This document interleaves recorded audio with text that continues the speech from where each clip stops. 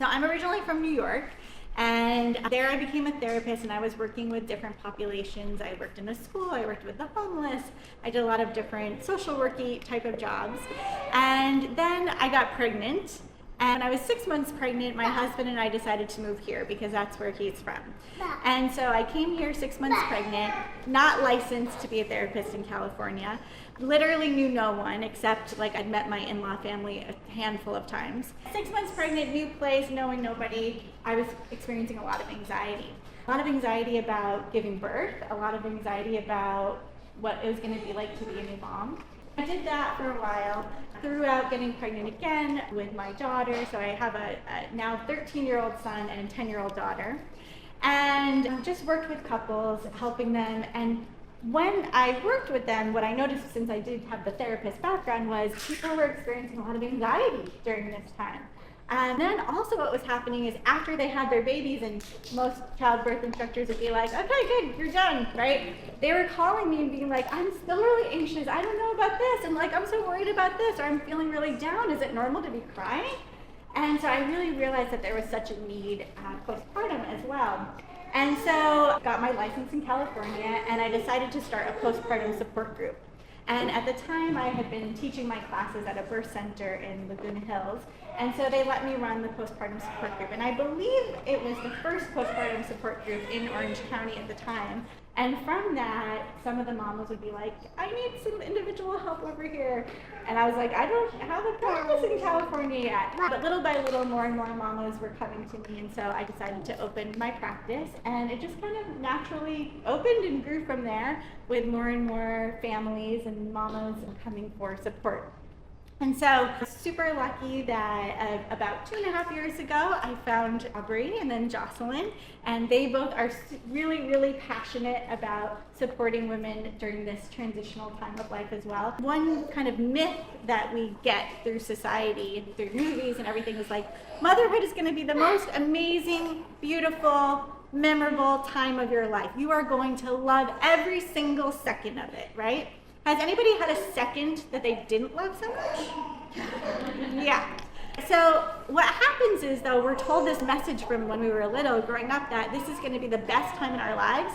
And then when we have those moments where it doesn't feel like the best time of our life, we think, are we doing this wrong? It must be me. I must not know what I'm doing. Maybe I'm a bad mom. Maybe I wasn't cut out for this. And then we start to kind of turn on ourselves, and it's like, I wasn't, this just wasn't meant to be. I'm doing a terrible job. Because this doesn't necessarily always feel like the best time of my life. Looking back, as those of us that have older kids now will be like, oh, it is amazing. We forget all those hard things, right? But really, there are a lot of hard things. It's a lot of work to be a mom. I invite you guys, after as you're eating lunch and then mingling around, to come and play our game up here. This game is all about the different postpartum depression, anxiety, rage, also postpartum psychosis, which is super, super rare, but we'll teach you about it up here. But I challenge you to come up and see if you can figure out what some of the symptoms of these different things are, experiences you might have if you experience one of these. And then we can, of course, talk to you if you have questions about it, too. But if you come play our game and you get a few of them right, we're giving away these really cute Tustin Counseling birth cloths, so you can grab one. We really want to help people understand, if they are experiencing these things, that they're very, very treatable. A little bit of help from somebody like us, you can feel so much better. You don't have to suffer and feel these ways for very long at all. Aubrey and Jocelyn to talk a little bit about some of the groups that we have to help build that mom community. So Aubrey, go ahead. Yeah, so one of the ways we can fight isolation is through groups. Yay! One of the groups that we're starting next Tuesday is a postpartum support group. So for moms with babies up to 1 year old, postpartum support group, we meet virtually so that we can get moms access to care. Yay. And babies are welcome on screen. Also, next Tuesday, we're starting a working moms groups. You can sign up for the groups today if you want. Awesome, thank you.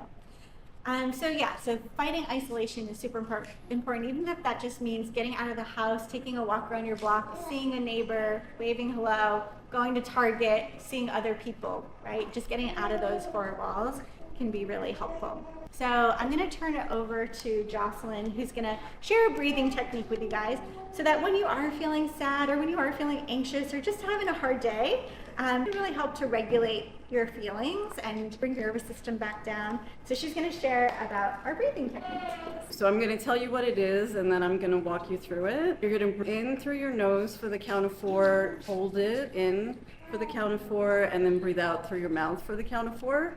And we'll do that 4 times. Now we'll do it with your eyes closed or looking down at the table just so you're not distracted. But you can do it with your eyes open, changing a diaper, doing any of the million things you're doing all day. You don't have to have your eyes closed.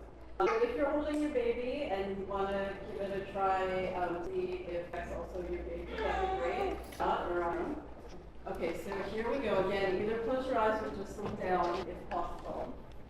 So breathe in, 2, 3, 4, hold, 2, 3, 4, breathe out, 2, 3. Going in through our nose, out through our mouth. 2, 3, 4, hold, 2, 3, 4, breathe out, 2. Breathe in, 2, 3, 4, hold, 2, 3, 4, breathe out, 2, 3, 4. Last one, breathe in, 2, 3, 4, hold, 2, 3, 4, breathe out, 4. Open your eyes. Does anyone feel any different, any calmer? So you could do that all day long.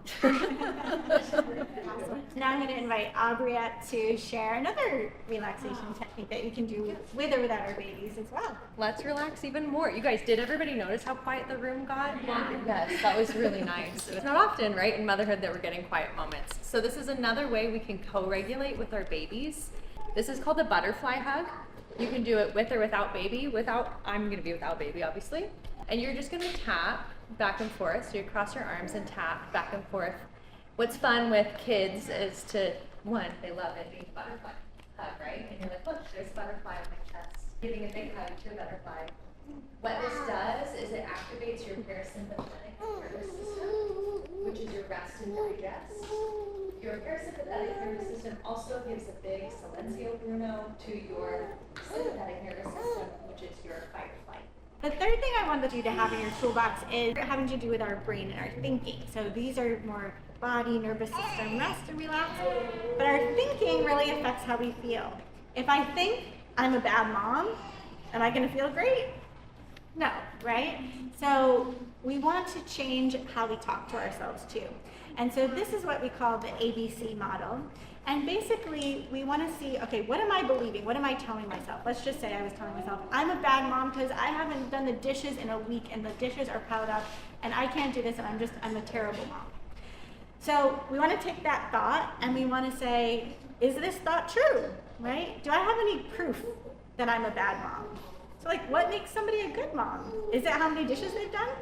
Right? Is it that they've loved on their kid, that they've tried to meet their kids' needs as much as possible, they've fed their child, they've picked them up, they've hugged them, right? Well, I am doing all those things, but the dishes don't matter, right? So I'm trying to find the proof to see if this thought that I have is really true.